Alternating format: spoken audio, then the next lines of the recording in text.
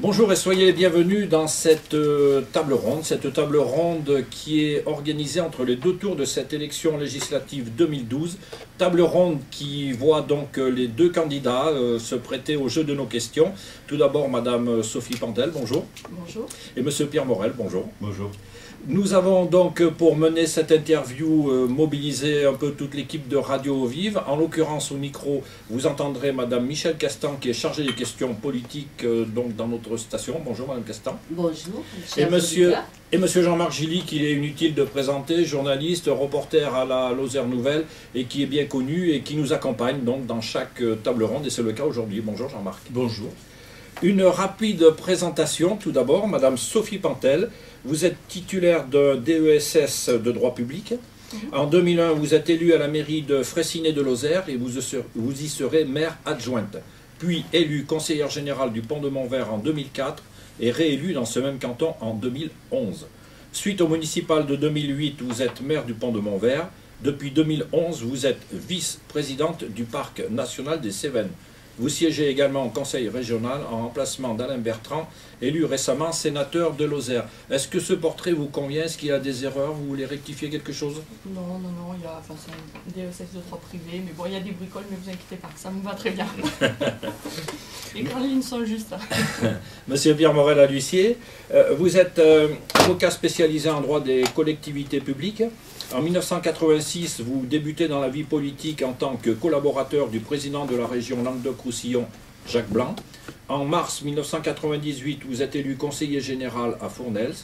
En janvier 1999, vous mettez en place une communauté de communes, la communauté de communes des Hautes-Terres, composée de 10 communes, et vous en deviendrez le président. Mars 2001, vous êtes élu maire de Fournels et réélu en 2008. En 2002, vous l'emportez également aux législatives. Vous défendez bec et ongle la ruralité et toutes les questions liées à l'aménagement du territoire. Vous avez l'habitude de dire que souvent Paris regarde notre territoire par le mauvais bout de la lorgnette. Vous nous direz donc en cours d'entretien ce que cela signifie. C'est un problème également qui est cher à Madame Pantel.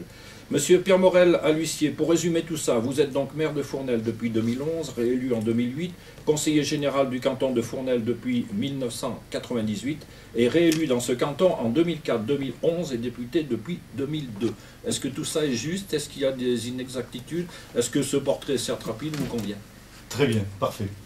Jean-Marc, donc ces législatives, deuxième tour, comment se passent les législatives? Sur quelle base on vote? Comment on vote? Qui vote? Comment se passent les choses? Alors, les élections législatives ont lieu tous les 5 ans au suffrage universel direct. Les députés sont élus au scrutin uninominal majoritaire à 2 tours, un député par circonscription.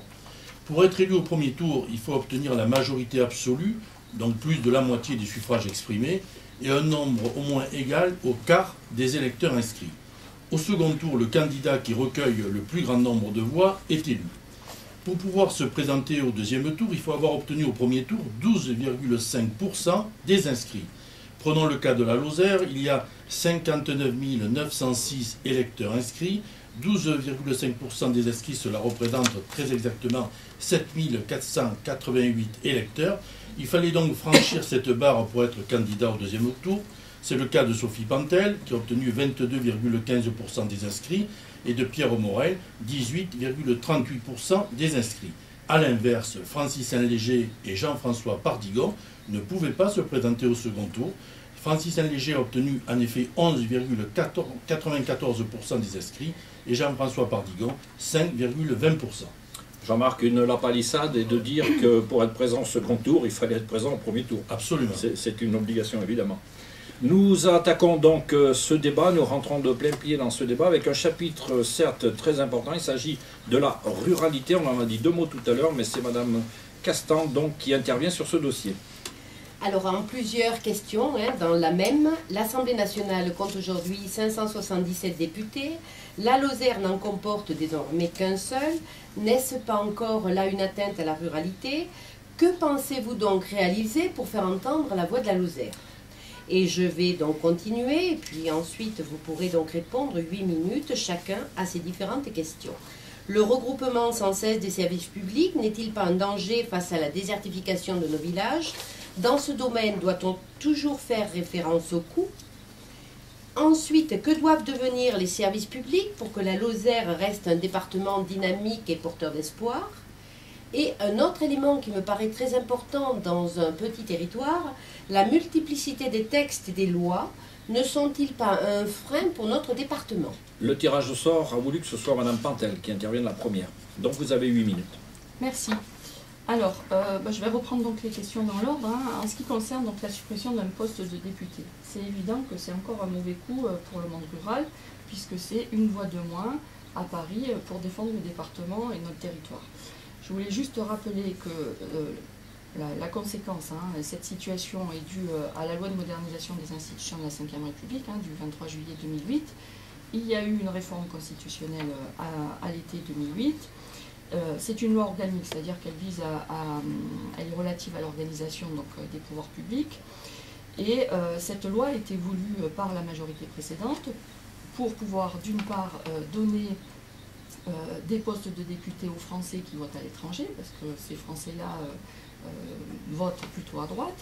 Et quelque part, il y a eu dans l'article 2 qui prévoyait la mise à jour des délimitations des circos, une volonté, moi j'appelle ça du tripatouillage électoral, pour pouvoir obtenir des députés de droite.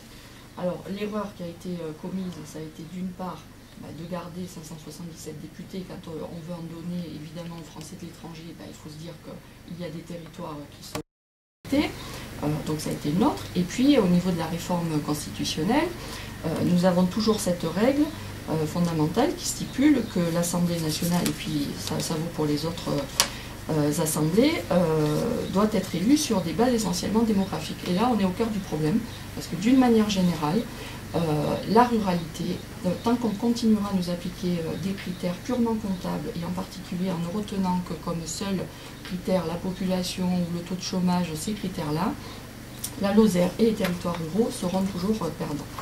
Donc voilà pour la première question. Sur les services publics, moi vous connaissez mon attachement aux services publics. Et je crois qu'il est d'abord important de rappeler de quoi on parle. Qu'est-ce que c'est qu'un service public et qu'est-ce que c'est qu'un service au public? Pour moi, un service public, le fondement même de la notion du service public, c'est que certaines activités sociales sont considérées comme stratégiques et doivent donc bénéficier de critères spécifiques pour permettre à tous l'accès aux services. Et ce sont par exemple l'accès à l'éducation, l'accès à la santé, l'accès au transport. Et c'est ce qui conditionne la solidarité, la cohésion sociale, économique et culturelle sur les territoires. Donc pour moi, ces activités-là, elles doivent échapper à une simple logique de marché et à la recherche du profit, et on ne peut pas avoir une gestion comptable.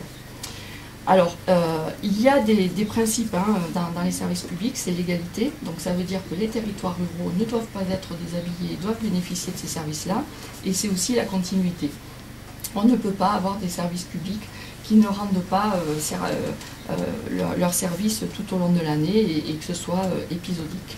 Alors chaque pays a évidemment des définitions bien différentes, et au niveau de l'Union européenne, nous sommes un peu atypiques. Les autres pays ont des définitions un peu différentes. Donc pour moi, l'hyperconcentration, puisque c'était votre question, apparaît vraiment comme un recul. Et derrière, je voudrais quand même rappeler que les services publics, ce n'est pas une question d'idéologie. Ce n'est pas un fonds de commerce, comme une fois Pierre Morel au Conseil général nous a dit à moi et à mon groupe. C'est vraiment une question d'aménagement du territoire. Sur le département de la Lozère, depuis 10 ans, on a eu de cesse d'avoir des suppressions de postes. L'éducation nationale en premier lieu. Le solde entre les suppressions et les ouvertures, c'est moins 25,5 postes pour l'école primaire. Je ne parle pas des collèges, je ne parle pas des lycées, je ne parle pas des services déconcentrés de l'État, qui ont tous vu, mes collègues de la DDCRF par exemple, ils étaient au 31 décembre 2009, ils étaient 12, aujourd'hui ils sont 3. On est arrivé à un niveau où ils ne peuvent plus fonctionner. Ils sont en dessous des seuils, en dessous duquel on ne peut plus rendre le service à nos concitoyens. On pourrait parler de Météo France, du problème de l'observatoire au Montégoal, les tribunaux d'instance, les exemples ne manquent malheureusement pas. Ce qui est le plus important, c'est de rappeler que les fonctionnaires dans ce département, ils comptent. Ce sont des familles qui vivent sur le territoire, ce sont des enfants qui vont à l'école, ce sont des personnes qui consomment. Donc on ne peut pas opposer les personnes du privé, les personnes du public, comme on a eu de cesse de faire depuis 5 ans. La RGPP, le non-remplacement d'1 sur 2, la RGPP, Révision Générale des Politiques Publiques, qui a été mise en œuvre par le précédent gouvernement, c'est-à-dire le fait de ne pas remplacer un fonctionnaire sur 2 partant à la retraite, s'est appliqué en plus de manière absurde. Et j'ai pris l'exemple tout à l'heure de la concurrence et répression des fraudes. Donc nous, dans nos propositions, on reviendra sur cette règle du 1 sur 2. On augmentera les postes dans l'enseignement, parce que l'enseignement, l'institution éducation nationale, c'est elle qui forme nos futurs citoyens, nos futurs actifs, et on ne peut pas faire d'économie. On investit dans l'avenir quand on soutient l'éducation nationale. C'est aussi la sécurité qui verra 1000 postes par an, et pour nous c'est important parce qu'on pourra ainsi conserver nos brigades de gendarmerie, le commissariat de Mende, ce sont 60 familles derrière. Et puis sur la santé, bon, on va le traiter dans une autre question, mais là aussi ça permettra de recréer des postes au sein de l'hôpital public. Et puis je crois qu'au-delà des moyens quantitatifs, ce qui est important, c'est de retrouver du fond, du sens à l'action publique, et c'est ce que demandent énormément les fonctionnaires. Moi, ce que je souhaite, c'est qu'on retrouve une administration d'accompagnement, d'ingénierie, et ces derniers temps, on nous a trop souvent, au niveau de la fonction publique, les ordres qui étaient donnés, c'était toujours du chiffre, de la réglementation, et toutes ces missions d'ingénierie ont en partie disparu. Il sera nécessaire de lancer un projet de refondation, de modernisation de l'action publique, parce que comme je l'ai dit, il y a des services qui ont été très peu impactés, puis d'autres qui ne peuvent plus aujourd'hui fonctionner. Donc le devenir des services publics, pour autant, moi je ne suis pas quelqu'un qui s'arc-boute sur des situations. Je me suis engagée pour les services au public dans le projet de relais de services publics que nous avons sur le territoire, et j'en ai un sur mon territoire au Pont de Montvert. Je m'y suis engagée, mais j'avais mis des limites. J'avais expliqué que c'était bien, que c'était un plus, si ça permettait de faire revenir sur le territoire des services qui avaient disparu. Mais en aucun cas pour remplacer ce qu'il y a. Pour moi, il est hors de question, dans ce type de relais de service public, de retrouver des services comme la Poste, par exemple, ce type de structure. Ce n'est pas possible. Voilà. D'une manière générale, ce qu'il faut vraiment prendre en compte, alors oui, la multiplicité des textes, excusez-moi, j'ai oublié. Moi, je crois qu'au-delà du nombre de textes, ils sont très très nombreux dans notre pays. Et c'est compliqué pour nos citoyens de se les approprier, et on sait pourtant que nul n'est censé ignorer la loi. Moi je crois qu'au-delà du nombre des textes, ce qui est important, c'est vraiment le contenu. Donc ce qui est primordial pour moi, c'est de prendre en compte la variable territoire, de sortir de la logique de ratio, et en particulier basée uniquement sur la population. Sinon, un département comme le nôtre, on peut nous rayer de la carte. Monsieur Pierre Morella-L'Huissier, même thème, donc la ruralité. En présentation, je disais tout à l'heure que souvent vous dites que Paris regarde par le mauvais bout de la lorgnette nos territoires ruraux. Pouvez-vous préciser, puis rentrer dans le schéma que nous vous proposons? Donc la ruralité, vous avez 8 minutes. Merci. D'abord sur la règle de 1 député en Lozère, il y a effectivement une réforme constitutionnelle, mais malheureusement, ce n'est ni une loi, ni la Constitution, ni un décret qui a retiré ce parlementaire. C'est une décision du Conseil constitutionnel du 9 janvier 2009 qui a considéré qu'au regard de l'augmentation de la population française entre 1986 et 2009, au regard de l'apparition des Français qui vivent à l'étranger, le seul critère qui prévaudrait désormais serait le critère démographique. Donc un député par tranche de 125 000 habitants. Il y a 20 ans, c'était un député par tranche de 108 000 habitants. Sans aucune dérogation. Et nous avions pris la précaution dans la loi organique de mettre en place la règle des 2 députés minimum par département, qui a été sanctionnée par le Conseil constitutionnel. Cette décision s'impose. Je rappelle, sans polémique, que le Conseil constitutionnel a été sollicité par l'opposition. S'il n'y avait pas eu cette saisine du Conseil constitutionnel, nous n'aurions pas eu cette censure. Et nous aurions eu encore les 2 députés. Et ça me permet de dire que cette situation très atypique pour la Lozère, 78 000 habitants, pour la Creuse, 123 000 habitants, a créé une situation très difficile, psychologiquement, politiquement, en Lozère, tant pendant la campagne électorale que par la suite, puisqu'il faudra représenter seul un département qui fait 20% de la superficie du Languedoc-Roussillon et qui représente 4% de la population. Donc voilà, je l'ai regretté, j'ai tout fait pour essayer de contrecarrer cette jurisprudence. Malheureusement, lorsque le Conseil constitutionnel décide, il n'y a aucune voie d'appel. Et aujourd'hui, je subis, comme d'autres, cette malheureuse décision. Et donc, pour répondre, certes, les Français de l'étranger, en plus, ça pose quelques petits problèmes parce qu'ils sont 2 millions, les Français de l'étranger. Il y en a 1 million inscrits. Et il y en a, je crois, 150 000 ou 200 000 qui votent.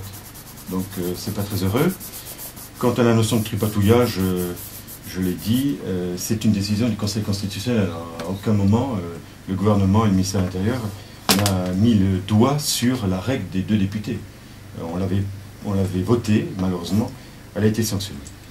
Sur les services publics, il y a quelques années, on a auditionné tout ce qui pouvait être représentatif de la fonction publique et de l'administration. Et ce qui a été fait dans le cadre de la RGPP, c'était de savoir si on pouvait faire la même chose, différemment, mieux, à un coût moindre. C'était une réorganisation de l'État français qui datait de 1945. On avait des ministères organisés très verticalement, une émanation régionale très verticale et une émanation départementale également très verticale. Et les audits qui avaient été lancés ont permis de voir qu'on pouvait, dans certains secteurs, réorganiser cette administration française. Il appartient d'ailleurs au gouvernement de faire cette réorganisation. C'était le principe de la RGPP, la Révision générale des politiques publiques. Ce qui a été ajouté, et qu'il ne faut pas confondre, c'est la règle d'un fonctionnaire sur 2 non remplacés, qui n'aura strictement rien à voir avec la RGPP. Et c'était une volonté politique qui a été faite par le président de la République et par son gouvernement. Et j'étais de ceux qui, au bout d'un certain nombre d'années, au bout de 3 ans, aient eu l'occasion de dire, avec un collectif ruralité que j'ai créé, on est arrivé à un point où, sur les territoires ruraux, il faut faire attention à ce que le tissu social rural ne soit pas impacté et que la présence des services publics puisse être efficiente. Je rappelle que les territoires ruraux, c'est 80% de la France, c'est 11 millions d'habitants. Et donc, je suis tout à fait favorable à l'adaptation des services publics, notamment, à un moment donné, les perceptions. Les perceptions, l'analyse qui a été faite, c'est que plus personne n'allait dans les perceptions, les petites perceptions. Plus personne. On ne payait plus en black, en numéraire, en liquide. On fait maintenant en carte bleue, en carte Visa, en TIP, par Internet. Et donc, cette réorganisation des services fiscaux et du trésor public a été une nécessité. Bon. Par contre, il y a des secteurs qu'il ne faut pas toucher, l'école rurale. Alors là, il y a des évolutions. C'est que les parents, autrefois, mettaient les enfants là où on vivait. Aujourd'hui, ils mettent les enfants là où ils travaillent. Donc il faut s'organiser par rapport à ça. Certains ne souhaitent pas une école rurale à classe unique. Il y a tout un débat là-dessus. Bon. Donc j'ai eu l'occasion de dire, attention, ne touche pas à l'école rurale, on essaye de garder au maximum les agents publics, l'hôpital et la santé, et la sécurité avec ce qui est police et gendarmerie. D'ailleurs, à aucun moment, la territorialité de la gendarmerie n'a été remise en cause. Toutes les brigades territoriales sont conservées. On va voir ce qui va être fait par le gouvernement prochainement. On a modifié l'organisation, notamment les compagnies, avec des postes d'officiers et de sous-officiers, mais pas la présence territoriale. Sur la multiplicité des textes. Alors, vous savez que c'est un domaine qui me plaît particulièrement. J'ai fait une mission nationale avec 3 autres collègues. Quel est le problème aujourd'hui? C'est que on m'a 4000 personnes. J'ai eu l'occasion de rencontrer sur l'ensemble des départements que j'ai visités près de 4000 personnes, tous les acteurs sociaux, artisans, commerçants, élus, etc. On m'a parlé de contraintes administratives, on m'a parlé de difficultés administratives, techniques, financières. Quand on a essayé de comprendre au niveau national ce qui se passait, il y a aujourd'hui 8000 lois. Alors ça ne date pas d'hier, hein. Ça fait depuis des années et des années qu'on légifère. D'ailleurs, on légifère toutes les semaines. Dès qu'il y a un fait divers, on fait une loi. Et derrière cela, il y a 400 000 normes. Et toute la problématique, c'est que la norme est fabriquée à Paris et jamais au niveau local. Et donc j'ai déposé une proposition de loi qui aujourd'hui fait un peu de buzz, comme on dit, sur le principe d'adaptabilité. Je propose que l'on crée juridiquement un principe qui permettrait au préfet d'adapter la norme nationale à la spécificité des territoires ruraux. C'est la seule réponse rapide et efficiente à la difficulté. Voilà ce que je pouvais dire. Je suis convaincu qu'on peut y arriver et que c'est un sujet qui peut faire l'objet d'un accord gauche-droite sur cette problématique. Ainsi donc se termine ce chapitre qui était consacré à la ruralité. Nous allons parler vraiment d'une proximité, si j'ose dire, lozérienne, des problèmes qui touchent de très près la Lozère. C'est M. Jean-Marc Gilly qui va traiter ce dossier avec vous. Il s'agit du désenclavement de la Lozère, Jean-Marc. Absolument. Alors, le désenclavement, c'est une priorité parce que c'est par là que passe le développement de l'économie lozérienne. Alors le domaine est vaste, cela concerne bien sûr l'accès aux nouvelles technologies à travers le haut et le très haut débit, l'aménagement des infrastructures routières et la desserte ferroviaire. Alors tout cela a un coût, l'État, la région, le département apportent leur contribution, mais cela ne suffit pas. Prenons un cas précis, celui de la RN 88. Depuis de nombreuses années, on parle de l'aménagement à 2 fois 2 voies de cette route. Le dossier fait couler beaucoup d'encre, mais sur le terrain, rien de concret pour l'instant ne se réalise. Les poids lourds continuent de traverser Mende et Langogne, au risque de provoquer un jour un accident très grave. Alors, quelle proposition vous formulez pour réaliser cette infrastructure routière qui est attendue des Lozériens et pour poursuivre des travaux d'aménagement sur la route nationale 106, l'axe Mende-Alès-Nîmes, qui traverse les Cévennes? Voilà, le dossier donc du désenclavement est ouvert. Très bien. Est-ce qu'on n'a pas le droit de répondre, non? Je voulais juste alors informer les auditeurs, leur donner une information complémentaire par rapport à ce qu'a dit Pierre Morel. Le président de la République, lorsqu'il était candidat à Dijon, il s'est exprimé devant tous les élus de la nation sur la question des normes. Et il a dit très simplement que dans les lois à venir, il prévoirait pour les territoires ruraux une adaptation réglementaire qui pourra être mise en œuvre par les préfets et les administrations.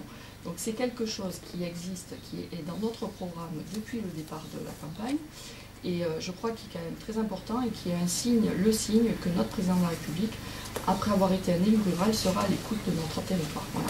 Alors sur le désenclavement. Je réponds oui, là-dessus. Vas-y. On ne peut pas faire de l'adaptation réglementaire sur un dispositif législatif. Quand c'est prévu dans la loi, si. Encore faut-il que la loi le prévoie. Eh ben, c'est ce que je viens de dire. Hein. Aujourd'hui, dans les 8000 lois, il n'y a aucune prise en considération. J'ai dit pour les lois à venir. Ah, d'accord. J'ai dit pour sur les lois à venir. On est d'accord. D'accord, là, il n'y a aucun problème. Mais sur tout le stock des 400 000 normes et des 8000 lois, il faut créer ce principe d'adaptabilité qui n'existe pas. Voilà. Et si nous circulions bien en Lozère, au niveau autoroutier, au niveau ferroviaire, numérique? D'abord, moi je mets en numéro 1 le numérique. Parce que pour une fois, je pense que si on arrive à être équipé, et nous proposons un plan du très haut débit pour tout le pays, nous serons au même niveau que les autres territoires. Alors, c'est très important parce que qu'est-ce qui s'est passé jusqu'à présent? On a eu des transferts de charges, on a eu des critères qui étaient tels, qui ne correspondaient pas aux caractéristiques de notre département, et ce sont les collectivités, que ce soit le département et la région, qui ont dû mettre la main à la poche pour pouvoir couvrir ce qu'on appelait les zones blanches. Bon, aujourd'hui, et on vient de terminer une campagne, en passant partout, on se rend compte que la couverture est bien insatisfaisante, qu'en plus nous n'avons pas du tout les mêmes services. À certains endroits, il y a du dégroupage, à d'autres non, et qu'on ne paye pas tous le même prix suivant où on habite sur le département. Donc ça, c'est vraiment une opportunité pour pouvoir en plus créer des emplois sur ce département. Moi, j'ai encore accueilli sur ma commune des personnes, par exemple, qui sont traducteurs, qui travaillent avec des éditeurs à Paris, à Bruxelles, et sans cet outil, ils ne pourraient pas vivre sur le département. Alors, donc nous, ce qu'on propose, c'est un déploiement, un plan du très haut débit. Donc c'est quand même une mesure très très importante dans notre proposition, qui sera financée par une taxation des opérateurs et une loi de péréquation. C'est-à-dire qu'on va mettre en place ce qui a été fait en d'autres temps pour l'électricité et la téléphonie filaire. Je pense que sur notre département, si on n'avait pas agi comme ça, aujourd'hui on aurait certains hameaux qui n'auraient toujours pas l'électricité ni le téléphone filaire. C'est très important parce que chez nous en Lozère, le coût de la desserte et du transport, la collecte et la desserte coûtent aussi cher. Hein. C'est à peu près 20 millions d'euros chacun. C'est le Conseil général qui l'avait chiffré, puisque le département a lancé un plan de couverture du très haut débit pour les chefs-lieux. Voilà, ça c'est le premier point. Le second, c'est le ferroviaire. Alors le ferroviaire, là, on a aussi un certain nombre d'inquiétudes. On a 2 lignes nationales, donc moi je me battrai pour défendre le caractère national à la fois de l'Aubrac et du Cévenol, qui sont indispensables. Alors pour Saint-Chély, les enjeux on les connaît tous, hein, c'est la question du fret pour ArcelorMittal, ce sont aussi les scolaires sur ce secteur-là qui utilisent ce moyen de transport. De l'autre côté, pour le Cévenol, c'est toute la question du désenclavement et ça a un impact très important aussi pour l'activité touristique. Alors ces 2 trains ont été classés trains d'équilibre du territoire. On a juste oublié de nous préciser que c'était pour 3 ans et que donc il faudra l'année prochaine travailler donc, à maintenir ce classement. Et puis on a aussi oublié de nous dire qu'on n'a pas donné tous les moyens à Réseau Ferré de France pour pouvoir entretenir les lignes. Et sur le Cévenol en particulier, si on a pu avoir quelques travaux, c'est grâce au plan rail Auvergne et grâce au conseil régional de l'Auvergne. Là aussi, on a eu un transfert de charge vis-à-vis des collectivités. On a de grandes inquiétudes. La suppression au 15 décembre 2012 du tronçon entre Nîmes et Marseille. Donc c'est quand même le tronçon le plus rentable qui, sur la partie, hein, on va dire, gare Lozère. Donc on peut craindre le pire quand on met tout ça en perspective avec l'ouverture à la concurrence du transport des passagers qui est prévu pour 2014, donc c'est demain, et où on se rend compte que la direction de la SNCF jusqu'à présent a décidé de ne candidater que sur les lignes nationales, les grandes lignes à grande vitesse, et de laisser tout ce qui est TER, train d'équilibre du territoire, etc., à une de ses filiales qui s'appelle Keolis. Et on en a parlé encore au département récemment. Et Keolis est numéro 1 autocariste. Donc on voit vers quoi on tend. Si on ne se bat pas pour maintenir le caractère national de ces 2 lignes, donner les moyens, que l'État respecte ses moyens et que le rail soit vraiment au cœur de la politique d'aménagement du territoire. Alors, en ce qui concerne les routes nationales, il nous reste ce que nous on appelle encore la RN 106 Sud et la RN 88. Donc sur la 106, le contrat de plan État-région a été loin de réaliser tous ces engagements. L'entendre a été fait, mais il reste Champarnal et il reste un certain nombre d'autres travaux qui n'ont pas été faits. Sur la RN 88, alors qui est peut-être le dossier un peu plus polémique, moi je pense qu'il est urgent aujourd'hui de réaliser le contournement de Mende, Langogne et le Brouel. Derrière, c'est une question vraiment de sécurité pour les populations de ces villes, de réaliser ces contournements. Il y a aussi une conséquence et une incidence très importante pour le développement économique. Il y a un parc régional d'activité en cours de construction à Ballaré. Il y a une zone d'activité à Langogne qui est aussi en cours de construction. Donc on a besoin de cette desserte. Le risque aujourd'hui, c'est de voir à partir du Puy partir la route, aller rejoindre la 75 directement par le Cantal. Donc le risque est important. Sur ce qui a été fait jusqu'à présent, bon, on est en période électorale, donc on a vu un certain nombre de communiqués dans la presse sur la 88. Je vous rappelle que le début de l'Arlésienne de la 88, on pourrait presque dire, c'était le SIAT qui remonte en 93 avec Édouard Balladur. Alors récemment, j'ai vu qu'on aurait 100 000 € de plus complémentaires au PDMI. Le PDMI, les 428 millions d'euros, c'est pour tout le plan national. Et pour la région Languedoc-Roussillon, puisque seul le Lozère est concerné, il y avait 0 € d'inscrits. Chacun a pu constater que les travaux n'ont pas avancé. La seule avancée concrète qui a été acquise en 2007, ça a été la validation du fuseau de 300 mètres. Et les seuls travaux d'investissement qui ont été réalisés à Romardiès, ce sont ceux qui ont été déclarés d'utilité publique le 25 janvier 2002, à la suite de la relance décidée par le gouvernement de Lionel Jospin, avec Jean-Claude Guessot comme ministre. Voilà. Donc moi, je m'emploierai, si je suis élue, au lendemain de l'élection, de travailler sur ce sujet avec tous les élus qui sont concernés le long de cet itinéraire et avec le département également, voilà, parce que les enjeux sont bien départementaux. Monsieur Pierre Morel-L'Huissier, même dossier, nous parlons du désenclavement. Alors, sur le haut débit, le très haut débit, il faut savoir que depuis 10 ans, puisqu'on parle de haut débit depuis à peu près 10 ans, on a eu plusieurs technologies qui se sont enchaînées. D'abord le Wi-Fi, dont on ne parle pratiquement plus. On a connu le WiMAX. Puis France Télécom a mis une technologie ADSL. Et France Télécom a fait son travail. Et à un moment donné, cette technologie a des limites.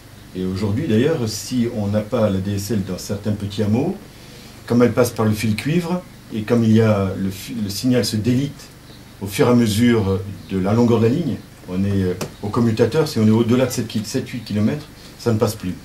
C'est une technologie qui a des limites et qui n'ira pas au-delà. On a laissé faire, à un moment donné, cette organisation. Et j'étais de ceux qui ont accompagné la volonté de la région de Languedoc-Roussillon et de Georges Frêche lorsqu'il a décidé de compléter sur de l'argent régional avec les 5 départements un maillage de la DSL en donnant à France Télécom un marché complémentaire de l'ordre de 53 millions d'euros pour couvrir quelques écarts dans notre département. Et ça a permis de finaliser un peu plus la couverture ADSL. Aujourd'hui apparaît une autre technologie qui est la fibre optique. Et nous avons voté il y a 2 ans avec le sénateur Moret un fonds d'amortissement du numérique.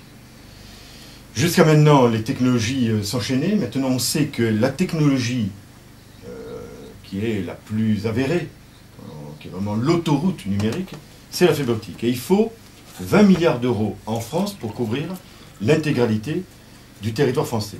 Et donc, dans cette option, le fonds qui a été créé juridiquement, d'un point de vue législatif, doit être maintenant doté, je rejoins ce que Sophie Pantel vient de dire, avec une dotation qui va être prise sur les opérateurs qui font une connexion dans l'urbain, qui viendra alimenter ce fonds, et on crée le FACÉ, comme on avait fait pour l'électricité rurale, et on compense donc, les opérateurs vont gagner de l'argent sur l'urbain, et en compensation, ils vont couvrir le territoire rural. Ça peut aller très vite, beaucoup plus vite qu'on ne le pense, parce qu'à côté de ça, il y a une autre technologie qui apparaît, qui est la technologie satellitaire, et il va y avoir un peu surenchère entre les deux.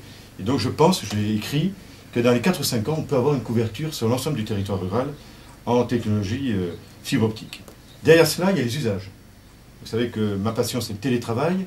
J'ai fait voter une loi au mois de mars 2012 sur l'encadrement du télétravail, ce qui permet aujourd'hui de sécuriser un salarié qui peut travailler pour un employeur sans être dans l'entreprise. Les syndicats voulaient ne pas désocialiser le salarié, ce qui est normal, et il fallait donc encadrer juridiquement. Je pense que le télétravail, vous savez qu'aux États-Unis, il y a 33% de la population active qui télétravaille. En France, on est aux alentours de 11%. Je pense que le télétravail peut aujourd'hui monter à 20-25% de la population active, et en Lozère notamment, créer près de 1500 emplois, parce que vous allez avoir des entreprises qui, en Ile-de-France, à Lyon ou ailleurs, plutôt que de créer un établissement secondaire, va recruter 1, 2 ou 3 télétravailleurs, et puis si ça marche, peut-être l'unité sera créée. Sur la SNCF, nous avons effectivement créé les TET, les trains d'équilibre du territoire, dans une convention sur 3 ans. La SNCF nous a dit, il y a 40 lignes déficitaires nationales, nous sommes tout à fait disposés à les entretenir si vous nous compensez le déficit. Et donc nous avons décidé, dans le budget de la nation, de mettre 250 millions d'euros au service de la SNCF pour préserver ces 40 lignes. Les choses concernent Béziers-Neussargues, concernent les Cévennes, la ligne des Cévennes. La ligne des Cévennes, il y a une véritable prise en considération par une association qui fait un excellent travail, que je salue, avec M. Fauché, et malgré les réticences à la fois de la SNCF et de RFF, Réseau Ferré de France, sur la nature de la ligne, sur les vitesses, beaucoup de choses ont été faites. Et il y a beaucoup d'argent qui a été aujourd'hui injecté. Cette ligne n'est pas en danger aujourd'hui. Et le conventionnement, certes qui s'arrête au bout de 3 ans, mais c'était déjà une avancée, permet cela. Sur Béziers-Neussargues, si je ne suis pas inquiet sur le secteur nord, je le suis un peu plus sur Millau, Pézenas, Montpellier. Il y a beaucoup de travaux à faire. Il y a à refaire toute la voie, à baisser cette voie par rapport au tunnel. Le temps de circulation est long, et donc il y a un véritable problème de maintien de cette ligne. Et là, il y a à concentrer les efforts, parce que, évidemment, avec l'autoroute A75 qui met, on met 1 heure, 1 heure et quart, 1h20 en car, alors qu'on met 4 heures en train. Donc il y a un vrai problème, et il faut se mobiliser. Pour l'instant, il n'y a pas de danger majeur, il n'y a pas de fermeture. La CGT, le collectif nous sollicite souvent, mais il y a quelques soucis. Sur la RN 106 et la RN 88, Sur la RN106, on a décidé à un moment donné de réorganiser les routes nationales. Et il a été fait un choix. La partie nord de la RN106, Mende-Saint-Chély, est devenue départementale avec une contribution. Le choix a été fait dans le sud de la Lozère de ne faire qu'une route, de la transformer en route, de la garder en route nationale. Donc Florac, le Collet de Dèze, Mende, Montmirail, toute cette partie reste route nationale. Était-ce le bon choix? Aujourd'hui, je m'interroge. Quand on voit la proximité du Conseil général et les travaux qui sont faits maintenant ponctuellement dans le secteur nord, on peut se poser la question. Quand j'étais directeur de cabinet à la région, il avait été décidé avec l'État que la région mettait 50% et que l'État mettait 50%. Et nous avons fait énormément de choses, en fait, jusqu'à Nîmes. Je demande à ce que ce même dispositif soit mis en place. Et d'ailleurs, ça m'amène à vous dire que sur la RN 88, ça ne sert à rien de trépigner. Et ça ne sert à rien de dire à l'État, il y a qu'à. C'est un sujet compliqué parce que, vu de la direction des routes au niveau national, cette route n'est pas pour eux un désengorgement de l'autoroute de Lyon. Pour nous, c'est une liaison aménagement et territoire, pour notre département et pour les différents départements traversés. En vision nationale, c'est beaucoup moins évident. Et si les contournements vont bien évoluer, Mende et Langogne, avec des crédits d'État, je pense que la solution, c'est comme on a fait sur la 106 à l'époque, c'est une petite contractualisation.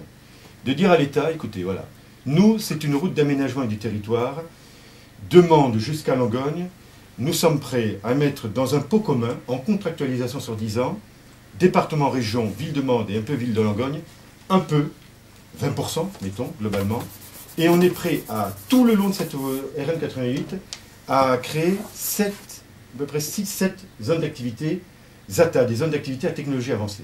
Nous faisons un effort et on demande à l'État d'apporter les 80%. Et je pense que cette contractualisation, qui est un peu une vision innovante, serait une bonne chose dans notre département. Autre dossier important de notre rencontre, il s'agit de l'agriculture. Au niveau national, l'agriculture compte 4% de sa population, alors qu'en Lozère, elle compte près de 12%. C'est dire toute l'importance de l'agriculture dans ce domaine et dans notre territoire. En 1960, la Lozère comptait 9000 agriculteurs. Aujourd'hui, il n'en reste plus que 3200. Pourquoi l'agriculture a-t-elle perdu les 2/3 de ses effectifs en 50 ans? Et beaucoup d'autres questions qui vont être présentées par Madame Michèle Castan. Donc nous sommes en zone de montagne. Quelles est et quelles doivent être les caractéristiques de cette agriculture spécifique? Quel portrait pour l'agriculteur de demain? S'installer aujourd'hui pour un jeune agriculteur est-il si compliqué?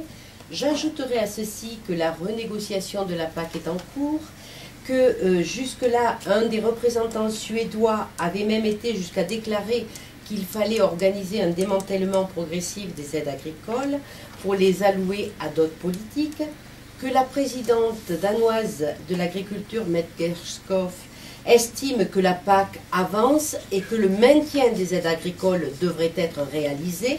Alors, qu'en pensez-vous et quelles seraient vos actions dans ce domaine? Madame Pantel. Donc c'est à moi. Bon, sur mon temps, je veux revenir sur le sujet précédent. Juste rapidement, sur la RN 106, est-ce que c'était un bon choix de la garder nationale? Oui, c'était un bon choix. Parce que, et Pierre connaît très bien nos budgets au niveau du département. C'est une nationale où il y a beaucoup d'instabilité, d'effondrement, où on a une roche qui bouge beaucoup. Donc on n'aurait pas eu les moyens sur notre budget du département de pouvoir l'entretenir. Sur le contrat, la contractualisation est en région, il faut deux parties. Donc quand l'État ne paye pas sa participation, on ne peut pas aller au bout de la contractualisation. Et moi sur la RN 88, ce que je voulais dire tout à l'heure, c'est que je suis absolument opposée à un péage, à une concession, à ce type de proposition qui a été faite par certains élus du département. Et je voudrais simplement rappeler que tout ce qui concerne l'accès au niveau du contournement des villes pour les zones artisanales, c'est déjà à la charge des communes aujourd'hui. Donc on ne peut quand même pas aller trop loin. Alors, sur l'agriculture, qui est un sujet très important pour un département comme le nôtre. Pour moi, les agriculteurs, ce sont ceux qui nous nourrissent et ce sont ceux qui nous permettent de conserver des espaces ouverts. Et ça, c'est très important parce que ça conditionne aussi d'autres activités économiques comme le tourisme par exemple. Alors, moi, quand j'entends dire que les agriculteurs ils sont trop aidés, qu'ils touchent trop de primes, etc. J'ai entendu, hein, en faisant le tour, je peux vous dire qu'il y a une vision de l'agriculture qui est quand même pas toujours juste quand on fait le tour du département. Il faut juste se rappeler une chose, c'est que les agriculteurs, ils ne demandent qu'une chose, être payés au juste prix. Que leur élevage, leur production leur soit payée au juste prix. Aujourd'hui, on les a transformés en salariés de l'Union européenne. Donc on ne peut pas venir dire qu'ils touchent trop d'aide. Nous, ce qu'on souhaite, au-delà, sur le poids économique, sur les chiffres que vous avez donnés tout à l'heure, il y a évidemment les actifs directs, mais il y a énormément d'emplois induits autour de cette activité économique. Nous, ce qu'on veut, c'est défendre le même budget, le même volume de budget au niveau de l'Union européenne, mais ce qu'on souhaite, c'est le distribuer de manière différente. Donc un budget ambitieux, le distribuer de manière différente, parce qu'aujourd'hui, 80% des aides de la PAC vont à 20% de céréaliers, de propriétaires fonciers, de non-actifs, voire même de, je pense à un grand groupe de la distribution, voilà. Donc ce qu'il faut, c'est revenir à une priorité, à de l'élevage en particulier. Donc nous, on encouragera tout ce qui concerne les filières de qualité territorialisées, tout ce qui concerne les circuits courts, tout ce qui concerne les structures collectives, que ce soit des CUMA, des groupements d'employeurs, des coopératives. D'une manière générale, moi je suis persuadée que le salut pour notre agriculture de montagne, c'est la création de valeur ajoutée, et on a quand même des productions sur ce département et des filières de grande qualité. Il faut transformer pour pouvoir créer de la plus-value et de la valeur ajoutée. L'installation est donc une priorité, c'est évident. On a un très bon taux d'installation, y compris des femmes. Je fais un petit clin d'œil là aux agricultrices aussi. Donc ça reste un parcours du combattant. Ils vous disent tous qu'en termes de démarches administratives, c'est très très long, même si on a sur le département de bons relais, des structures qui font bien leur travail et qui les accompagnent. Plus particulièrement sur le département. Moi, je travaillerai à la notion de surface naturelle pâturée, parce qu'on a, une fois de plus, des caractéristiques qui font qu'on a certains parcours qui, vus de Paris ou de Bruxelles, ne peuvent pas paraître importants et qui pourtant sont essentiels à la survie de l'exploitation agricole. Nous voulons cibler les actifs, maintenir les aides couplées, travailler à élargir le zonage des aides pour les contraintes naturelles. Alors là, c'est toute la question du CHN montagne sèche pour le nord du département. Continuer à conserver des outils pour les risques climatiques et sanitaires. Vous savez qu'il y a eu un certain nombre de propositions qui ont été avancées pour aller vers des assurances privées. Travailler sur le manque de droit à produire des PM-TVA. Quand on regarde ce qu'a eu notre département voisin comme le Cantal et ce que nous avons eu en Lozère, il y a encore du travail. Sur la maîtrise du foncier, c'est une condition, je pense, pour continuer à installer et à maintenir nos exploitations. Ce problème du foncier, il a été aggravé par un texte qui a été voté, alors qui concernait au départ les forestiers, mais qui impose aujourd'hui à la SAFER, lorsqu'une parcelle se libère, de la proposer à tous les riverains, quel que soit en fait leur statut. Donc seuls les agriculteurs qui ont un bail à ferme sont totalement protégés. Il y a également la question de l'accompagnement au changement climatique. Ça, c'est une grande orientation que nous avons. Ça posera la question des réserves d'eau. Et puis moi, je voudrais travailler sur la fiscalité. Il y a des choses quand même que je trouve un peu aberrantes. Par exemple, lorsque un service administratif paye la PHAE, la prime à l'herbe en retard, elle est comptabilisée dans les revenus de l'agriculteur au cours de l'année du versement et non pas au cours de l'année de l'éligibilité. Donc un agriculteur qui était au forfait se retrouve à passer au réel. De la même manière, par exemple, au niveau des assurances, lorsque vous touchez une prime d'assurance et que vous avez eu un sinistre, ça doit venir en termes de réparation. Et ça rentre dans le calcul de leurs revenus, ça peut éventuellement leur faire changer de statut. Donc toutes ces questions-là, moi je souhaite travailler dessus. Je voudrais aussi que l'agroforesterie soit reconnue comme pratique agricole, c'est important sur certaines parties du département en termes de pluriactivité. Et puis je serai très vigilante sur la question sur le contenu de la charte du Parc national des Cévennes, en particulier sur l'agriculture. On a eu une première proposition de décret au niveau du Parc national des Cévennes qui avait dans son contenu de graves atteintes en termes de liberté et de droit de propriété et pour les agriculteurs. Je prends qu'un exemple. Heureusement que nous nous sommes battus sur ce territoire parce qu'on imposait donc aux agriculteurs d'avoir une autorisation supplémentaire en dehors même du parcours classique, hein, on va dire, du département, pour pouvoir exploiter, et c'était une autorisation qui était individuelle. Hein. Donc ça veut dire qu'un agriculteur n'était pas sûr de pouvoir transmettre son exploitation à son fils pour que ce dernier pratique le même élevage ou la même culture. Voilà. Donc je serai, aujourd'hui nous sommes en train de nous battre sur l'écobuage sur les carreaux rocheux. Bon, il y a un certain nombre de personnes qui souhaiteraient les interdire, par exemple. Alors même que c'est une pratique, si elle est faite chaque année, où il n'y a aucune incidence sur l'environnement. Voilà. Donc c'était votre dossier, votre participation sur ce dossier agriculture. Monsieur Pierre Morel à l'huissier, lourd dossier que celui de l'agriculture. Oui, un petit mot, je reviens sur les équipements et routiers. Je persiste à penser que la contractualisation entre les collectivités territoriales et l'État serait une bonne chose. À la fois, comme on l'a fait sur la 106 et pour la 88, ça impulserait une politique d'aménagement du territoire depuis les collectivités locales vers l'État. Je pense que c'est une réponse, tout en restant évidemment modeste dans la participation des collectivités locales. Sur l'agriculture, je préside le groupe élevage depuis 10 ans. C'est une passion, c'est un choix. Depuis 10 ans, tous mes collègues me font confiance pour présider ce groupe. Et ça me donne la possibilité d'être un interlocuteur permanent au niveau du ministère de l'Agriculture, et qui aujourd'hui ne connaît pas Pierre Morel à l'huissier dans ce ministère où même j'ai un surnom, on m'appelle le Scud, parce que je ne suis pas très facile, mais quand on représente le département de la Lozère, on a une tendance à Paris à considérer, et je reviens sur ce que vous disiez au début, on regarde la Lozère avec, la considérant comme epsilon dans la production française et comme peut-être inutile. Et donc, quand on est face à cet océan d'indifférence, on est obligé de forcer un peu le trait et de montrer qu'on a quelques capacités. Alors pourquoi 9000 agriculteurs, 9000 exploitations et aujourd'hui 3200 ? La mutation est profonde dans le milieu agricole. On était dans une agriculture très autarcique, toute petite, avec des toutes petites exploitations. Aujourd'hui, on est toujours la même surface agricole utile, mais avec des exploitations qui ont nettement évolué. Avant, le conjoint, les deux personnes, mari et femme, travaillaient.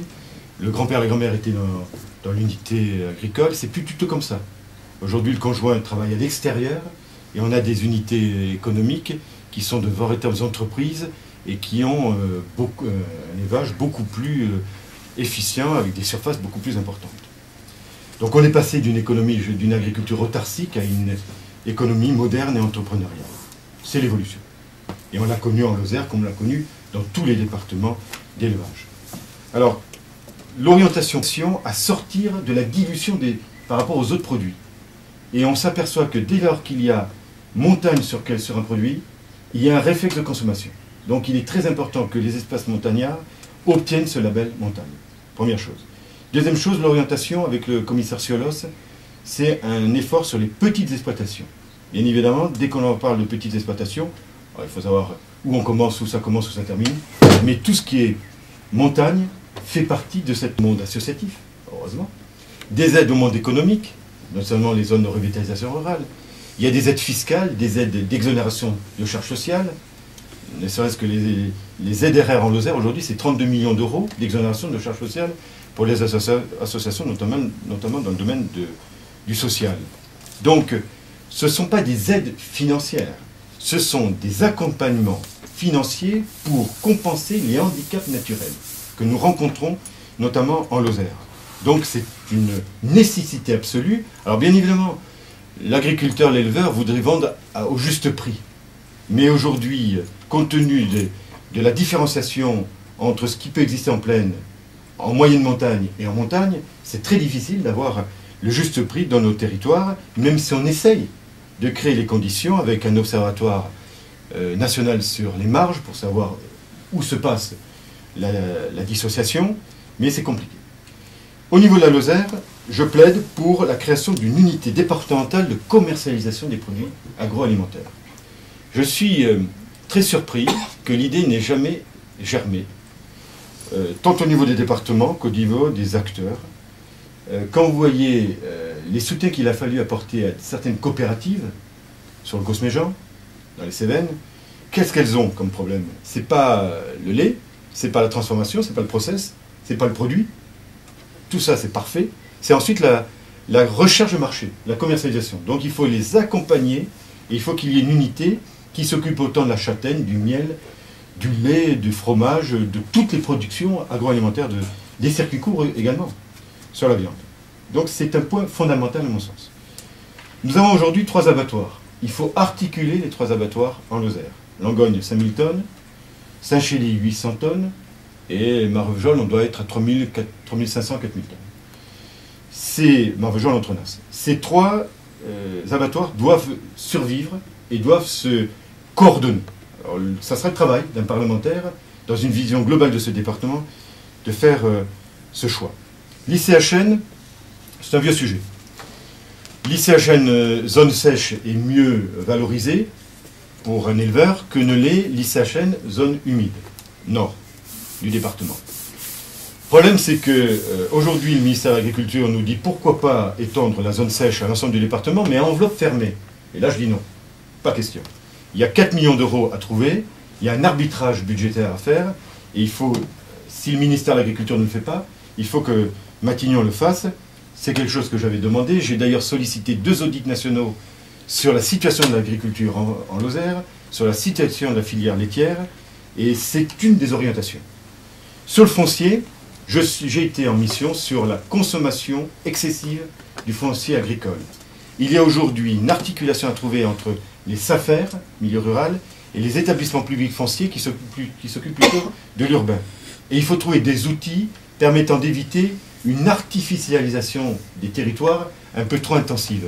C'est un problème français qu'on ne retrouve pas dans les pays de l'OCDE. Il faut faire un peu attention à cette problématique-là.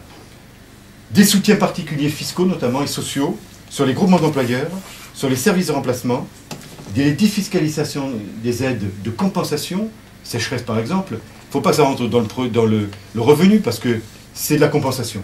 Et donc, il faut que ça soit défiscalisé. Sur les Cévennes, les circuits courts, laisser la possibilité aux producteurs d'aller vendre au-delà de 80 km jusqu'à 200 km, c'est une mesure à faire passer. Concernant le PNC, j'ai une position un peu particulière. Certes, on a amélioré la composition du conseil d'administration avec des élus. Certes, on fait une charte. Mais quelle valeur aura cette charte? Aujourd'hui, on a un peu dévoyé le parc national des Cévennes dans un parc environnementaliste. Ça doit être un parc d'identité culturelle. Et je propose une loi qui distingue le parc nationaux habités des parcs nationaux non habités. Nous changeons maintenant de dossier, nous abordons la santé et la vocation sociale et sanitaire de notre département. La Lozère a une tradition d'accueil et de savoir-faire dans le domaine de la prise en charge du handicap. Nos structures d'accueil ne sont-elles pas menacées par de nouvelles répartitions budgétaires et par le biais d'une sectorisation qui, pour l'instant, par bonheur, je dis bien par bonheur, joue l'Arlésienne. Mais demain... La Lozère est vieillissante, c'est une évidence, mais quelles sont les solutions concrètes que vous pourriez envisager pour prendre en charge les personnes âgées? Et je crois, Jean-Marc, vous avez un dossier qui vous est cher aussi. Absolument, oui. C'est à propos des 2 pôles de santé. Bon, on sait que l'hôpital de Mende est dans le rouge. La clinique mutualiste de Marvejols connaît elle aussi des difficultés. Alors la question se pose, faut-il maintenir ces 2 structures? Ne doit-on pas, au contraire, les encourager à travailler ensemble et à créer ainsi un climat de confiance réciproque? Madame Sophie Ventel, quelle est votre position par rapport à tous les points que nous venons d'aborder concernant la santé et la vocation sanitaire et sociale de la Lozère? Alors, je vais vous répondre, mais j'ai 4 remarques à faire sur la thématique précédente. D'abord, sur les... Pierre Morel nous disait qu'il n'y avait pas de souci sur le volume. La réunion des chefs d'État et de gouvernement est prévue au mois de septembre. Alors certes, les services et les ministères ont travaillé, mais ça sera validé uniquement en septembre. Sur le plafonnement des aides, c'est le gouvernement de Lionel Jospin qui avait commencé à les plafonner, et vous êtes revenu dessus, et nous, on privilégiera les petites exploitations en mettant des plafonds pour les grosses. L'abattoir de Saint-Chély, je rappelle qu'il ne fait pas partie du plan national, ni du plan régional. Et quant à la valeur juridique de la charte, tout le monde la connaît. Pour le cœur, c'est une valeur juridique réglementaire. Pour la zone d'adhésion, c'est contractuel. Et je regrette que les parlementaires sortants n'aient pas, lors de la loi de 2006, alors qu'ils l'ont voté, fait d'autres propositions. Voilà. Alors, je vais répondre. Oui, vas-y. Le premier sujet, c'était? Alors, vous m'enlevez de mon temps. Hein. Mais il sera décompté ainsi. Sur l'enveloppe des 55 millions. L'enveloppe a été bouclée. Je ne veux pas rentrer dans une polémique, mais l'enveloppe a été totalement bouclée. Écoute, la réunion est au mois de septembre. Aujourd'hui, c'est une question de répartition. Elle est préparée. Il y a un accord, l'Allemagne, la France, l'Italie, tout ça, il y a un accord. Sur la charte, mon problème, c'est l'interprétation d'une charte. Vous pouvez faire dire ce que vous voulez à une charte. Donc vous émettrez tous les ingrédients que vous voulez. Ça va faire plaisir à tout le monde. Mais ensuite, un directeur de parc peut interpréter et dire « Mais monsieur ou madame, c'est dans la charte. » Et c'est ça qui ne va pas. C'est que ça ne va pas sécuriser. 2006 qui prévoit cette charte. C'est le décret. Il fallait proposer autre chose. Moi, je dis, ça n'a pas de sens. Moi, je dis à un moment donné qu'il faut distinguer parc habité, parc non habité. Ben pourquoi vous l'avez pas mis dans la loi de 2006 ? Et qu'on revienne à ce que François Breget voulait à l'époque, un parc d'identité culturelle sévénin. Pourquoi vous ne l'avez pas mis dans la loi de 2006 ? Je ne rentre pas dans la polémique. Ah ben non, je dis à un moment donné, il y a eu un rapport, M. Girand a fait un rapport, tout le monde s'est glosé sur l'élargissement aux élus de la composition du conseil d'administration. Certains ont salué l'apparition d'une charte, moi pas. Oui, et je le dis aujourd'hui. Et moi non plus. Et je l'ai dit haut et fort, et en disant que le territoire n'avait toujours pas la majorité au sein du conseil d'administration. Et aujourd'hui, il y a une souffrance cévenole liée notamment au Parc national des Cévennes, qui devient une institution qui est plus connue dans l'interdiction que dans la valorisation et l'accompagnement. Oui, mais c'est vous qui avez voté la loi de 2006, pas moi. Techniquement, nous reprenons donc le dossier après ce petit échange. Nous reprenons le dossier donc sur la question de la santé, de la vocation sanitaire et sociale de la Lozère. Pour être clair, on reprend 8 minutes chacun, puisqu'il y a eu égalité du temps de parole. On part pour 8 minutes donc. Hein. Alors, sur ces questions-là, moi d'abord, je voudrais saluer le travail qui a été fait sur la thématique de l'accueil sanitaire et social sur le département. Et je suis je reconnais tout à fait ce qu'a pu faire Jacques Blanc dans ce domaine, ou la Béosiole, voilà. Donc on a un secteur qui se porte bien, qui est important pour le département, et qui conviendra de conforter et de pouvoir accompagner. Donc moi, je m'y engage. Aujourd'hui, le risque est de voir, quelque part, donc ce sont les départements qui payent le prix de journée de leurs ressortissants. Et lorsqu'on est en plus en période de crise économique, légitimement, chaque département ont tendance à vouloir créer de l'emploi chez eux et à envisager la création de maisons. Donc il faudra qu'on soit très vigilant. Il y a eu un certain nombre de rapports au niveau de la protection sociale qui ont été rendus aussi sur une proposition de départementalisation. L'idée, c'est toujours de faire des économies et d'essayer que les ressortissants soient le plus près de chez eux. Donc là, il faudra être aussi vigilant. Nous, en tout cas, ça ne fait pas partie de nos propositions et ça ne fait pas partie de notre programme. Et moi, je serai vigilante. On a quand même des schémas régionaux au niveau de l'ARS. Lorsque l'ARS donne des lits, elle regarde ce qui existe quand même. Donc il y a un certain nombre de garde-fous qui existent. La dépendance, c'est, ou le grand vieillissement, l'objectif c'est bien d'accompagner la perte d'autonomie. C'est encore une promesse qui n'a pas été tenue par le précédent gouvernement. Nous, pour pouvoir la mettre en œuvre, ça et d'autres mesures, on commencera par faire une grande réforme fiscale pour se donner les moyens de mettre en œuvre nos propositions. Je crois qu'une société, elle se respecte lorsqu'on commence par apporter des réponses et à respecter ses anciens. Le maintien, la dépendance, c'est toute la question du maintien à domicile. Et pour nos personnes âgées, je crois que tant qu'elles peuvent rester chez elles, c'est mieux pour elles. Et ça coûte aussi beaucoup moins cher pour les familles et pour la société au regard du coût des maisons de retraite. Alors nous, ce qu'on propose sur cette question, c'est de mettre en place une décentralisation et de confier cette thématique au département. Qui dit décentralisation dit dotation annuelle et c'est pas un transfert à un instant T. On est bien clair là-dessus parce qu'on l'a tous vécu, quels que soient les gouvernements. Lorsqu'on nous transfère à un instant T, on sait bien qu'il y a un transfert de charge parce qu'on nous donne le montant de dotation mais on ne nous donne pas les moyens, par exemple pour le coût de la personne qui va gérer le dispositif. Sur les maisons de retraite, il existe, l'État continuera à s'engager sur les investissements.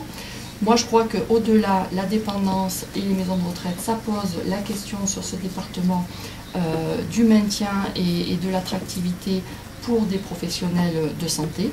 Et là, moi, j'ai été confrontée sur mon territoire à l'absence de médecins, mais se pose la question du financement des infirmières, des SIAD, des services de soins infirmiers, sont les aides-soignantes, les centres de soins infirmiers.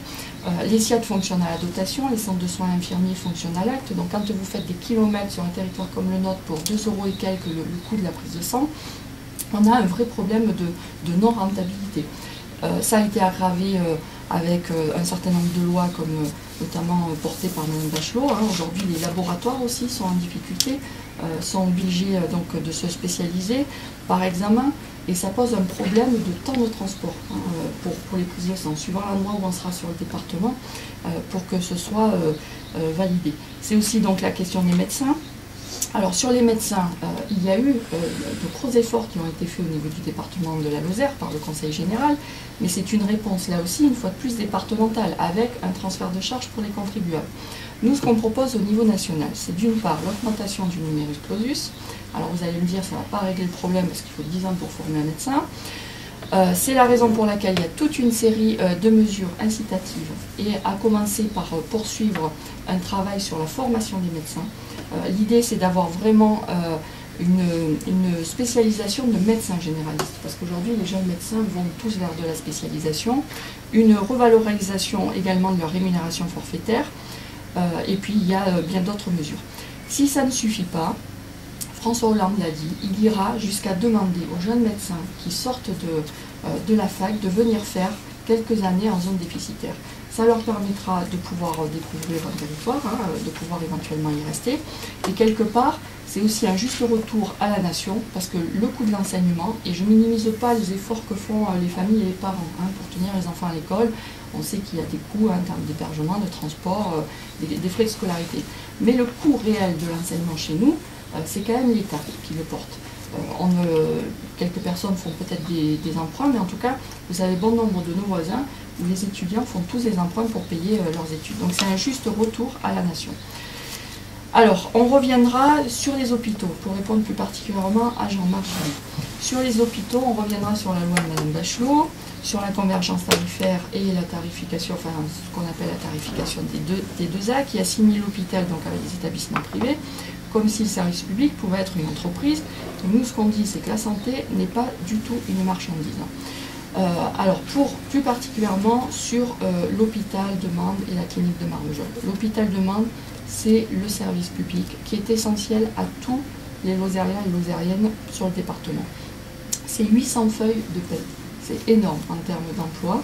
Il y a un plateau technique de qualité, donc c'est primordial pour le département.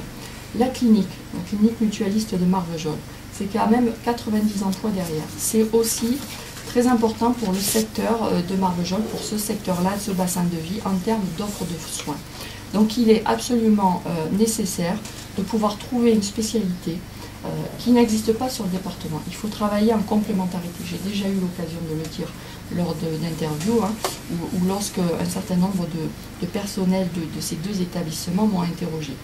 Alors, je sais qu'il y a une piste qui est portée par l'hôpital de Mende avec la clinique en ce moment, de travailler notamment sur l'accompagnement de la fin de vie, au niveau de la fin de vie. Voilà. Alors, ça peut être ça, ça peut être aussi autre chose. Donc pour moi, les deux sont utiles et doivent être complémentaires. Pour autant, j'oublie pas les autres structures de soins sur le département. Tous les hôpitaux locaux, que ce soit Saint-Chély, Florac, Langogne, voilà, Marvejols, ils sont aussi très importants en termes de premier accès aux soins. Ils peuvent être en plus catalyseurs et être au centre d'une coordination sur un bassin de vie, donc ils ont toute leur importance. Et puis il y a également la clinique, l'hôpital psychiatrique de Saint-Alban qui est aussi très important. Voilà. Alors nous ensuite on propose d'autres mesures en matière de santé qui concerneront la Lozère, comme l'encadrement du prix des médicaments, le plafonnement des dépassements d'honoraires, etc. Mais je crois que j'ai atteint mon temps. Monsieur Pierre Morel-L'Huissier, ce dossier donc de la santé, de la vocation sanitaire et sociale de la Lozère, c'est un dossier important pour notre département et vous allez donc maintenant y réagir. Alors, d'une part sur la vocation sanitaire et sociale et sur le secteur de l'handicap. Le choix a été fait dans notre département il y a maintenant une quarantaine d'années de s'occuper de la personne handicapée. À un moment où personne ne voulait s'en occuper. Où il était même de bon ton de ne pas voir qu'il pouvait y avoir des handicapés dans telle ou telle famille. On se cachait. Et l'abbé Oziol de Vialet, ont décidé à un moment donné de s'occuper de la personne handicapée du berceau jusqu'à la tombe. Et donc c'était un choix important qui a été fait par ce département. Le docteur Blanc a rapporté la loi de 1975 qui a été la première à créer la reconnaissance de la dignité de la personne âgée. Il y en a eu d'autres ensuite en 2005 sur un confortement de cette reconnaissance. Aujourd'hui, la Lozère est considérée comme le département d'excellence de l'handicap. On a une des formations, on a des équipes, on a des structures. Mais le problème, c'est qu'il faut garder à tout prix le domicile de secours. Et il y a des coups de butoir. Certains, et notamment dans des conseils généraux extérieurs, essayent de dire maintenant, il faut que la personne handicapée soit reçue et accueillie dans notre département, et non pas dans un département d'accueil comme la Lozère. Et on peut avoir un assèchement des personnes handicapées qui viennent dans nos centres. Donc on est en permanence dans l'innovation. On a créé le centre handisport de Moroda, qui est une merveille, 15 millions d'euros, que ce soit nationalement ou d'un point de vue européen. C'est le premier village vacances, le premier centre sportif pour handicapés. Tout ça, pas par plaisir, c'était uniquement pour montrer que la Lozère a toujours une longueur d'avance et de dire aux familles, nous sommes toujours là, en réponse. En innovation aussi, on fait de l'accueil temporaire, notamment à l'ancienne clinique de Marvejols, qui permet de libérer les familles dans la prise en charge de l'handicap. Donc la Lozère, c'est toujours ce secteur qui est important. C'est un secteur d'emploi, créateur d'emploi. Et puis vous rappelez qu'il y a 4 ans, j'ai fait voter un amendement dans la loi ZRR, zone de revitalisation rurale, qui permet à toutes les associations gestionnaires de centres handicapés et de maisons de retraite de bénéficier d'exonération de charges. 32 millions d'exonération de charges. 3100 salariés concernés. Cette mesure est sanctuarisée et aujourd'hui ça a permis de rénover tous les centres d'handicapés et une partie des maisons de retraite. Sur une maison de retraite, on a fait un choix, en Lozère, d'une maison de retraite par canton. C'était un choix qu'on accepte au niveau du Conseil général, qui a ses limites aujourd'hui. Et je crois qu'il faut aller de plus en plus vers des réseaux de maisons de retraite et de mutualiser un dispositif entre 2 ou 3 maisons de retraite. Je l'ai fait à Saint-Alban et à Fournel, ça a été fait sur Marvejols, sur la Canourgue et le Massegros. Ça sera la réponse nouvelle pour essayer d'avoir des structures qui globalement pèsent 60 à 70 lits et qui permettent un équilibre budgétaire, parce que la problématique de nos maisons de retraite, c'est le prix de journée. Et il faut toujours être, si possible, en dessous de 55 euros, 54 euros. Et d'avoir des taux d'encadrement, comme dans l'handicap, et c'est compliqué. C'est un agent pour un handicapé, on est à 0,53, 0,55 dans les maisons de retraite. On rentre dans une maison de retraite aujourd'hui à 83 ans. On reste 3 ans dans une maison de retraite. La moyenne départementale est de 86 ans. Donc on est dans une situation d'accueil de personnes très lourdement handicapées et il faudra une réponse. Alors, la réforme de l'handicap et de la dépendance, la réforme des maisons de retraite et de la dépendance, donc il est dit qu'il y aura une réforme fiscale, je ne connais pas le contour, une grande réforme fiscale. Vous savez, dès que vous touchez quelque chose, c'est compliqué. Il faudra voir comment on fait sur l'assurantiel, sur la dépendance, dès qu'on commence une activité professionnelle. C'est des sujets complexes. Sur l'accompagnement centre de soins et toutes les structures, il faut rester sur de la TVA à taux réduit pour favoriser tous ces organismes qui font de l'accompagnement et qui permettent aujourd'hui à 3 personnes sur 4 de rester chez elles. C'est encore ça la réponse. Et la personne âgée veut rester chez elle. Concernant les laboratoires, je me suis beaucoup impliqué sur cette question-là. Ce n'est pas une lubie. Il y a une certification avec augmentation de la qualité de l'analyse médicale. Et aujourd'hui, le problème est réglé. Tous les laboratoires se regroupent dans le département de la Lozère. On est arrivé à trouver un terrain d'entente pour que ces laboratoires privés puissent s'entendre. Sur le médecin, je n'ai pas voté la loi Bachelot. J'ai dit à un moment donné qu'il valait mieux être une vache qu'un homme. C'était plus facile d'avoir le vétérinaire qu'un médecin. En fait, la bêtise, il y a 10 ans, ça a été de baisser le numerus clausus, parce que certains considéraient au niveau national qu'il y aurait besoin de moins de médecins, ce qui n'a pas été le cas. Et aujourd'hui, toutes les mesures incitatives, on s'aperçoit qu'elles ont des limites. Et je ne suis pas très chaud pour toutes ces mesures. Je crois qu'il faut une bonne fois pour toutes dire aux médecins, alors je sais que c'est compliqué, il ne faut pas les heurter, on les respecte, mais il y a des zones surdensitaires et des zones sous-densitaires. Il faut à un moment donné leur dire, il faut aller sur les zones pour l'instant sous-densitaires et laisser un peu les zones surdensitaires. Je crois que c'est le rôle des pouvoirs publics de le dire, et j'ai le courage de le dire aux médecins à un moment donné, comprenez que nous avons aujourd'hui un problème d'aménagement du territoire. En ce qui concerne donc les 2 pôles de santé? Alors, concernant la clinique et l'hôpital, il est vain de considérer que l'un peut disparaître au profit de l'autre. Parce que si ça arrive, on a 75 000 habitants, il y a une zone patientèle de 50 000 habitants, et on perd entre Saint-Floré et Millau, Alès et Le Puy, et donc ça va abîmer tout le système. Il faut à tout prix que ces 2 établissements puissent fonctionner, ce d'autant que l'hôpital est un vecteur très important. La clinique est mutualiste, donc elle n'est pas lucrative. Avec un peu d'intelligence et un groupement de coopération sanitaire et sociale entre les deux, qui puisse faire un peu la complémentarité, on doit s'en sortir. Dernier point de cette rencontre, en fait, dernier point, je vais l'écrire au pluriel, nous allons aborder 4 points. Vous aurez, c'est un peu plus spécial dans cette rencontre, 2 minutes pour répondre sur chaque point. Michel Castan va y participer, évidemment, Monsieur Gély et moi-même, et c'est Madame Michel Castan qui intervient la première. Alors, 2014 verra une nouvelle organisation territoriale. Quelle est votre position sur le sujet? Madame Pantel. Alors, nous, il y a un engagement fort qui est de revenir, d'abroger la réforme du conseiller territorial. Alors, le conseiller territorial, c'était ce fameux élu hybride qui siégeait à la fois au département et à la région. Enfin, c'est moi pour 10 jours, j'espère, enfin pour pas longtemps. Bon, on allait vraiment vers une régionalisation, même s'il y avait des dérogations en termes de population pour les zones de montagne. Moi, je pars du principe qu'à partir du moment où on éloigne la décision du département, surtout que nous sommes un peu atypiques au niveau de la région, c'était pas une bonne chose.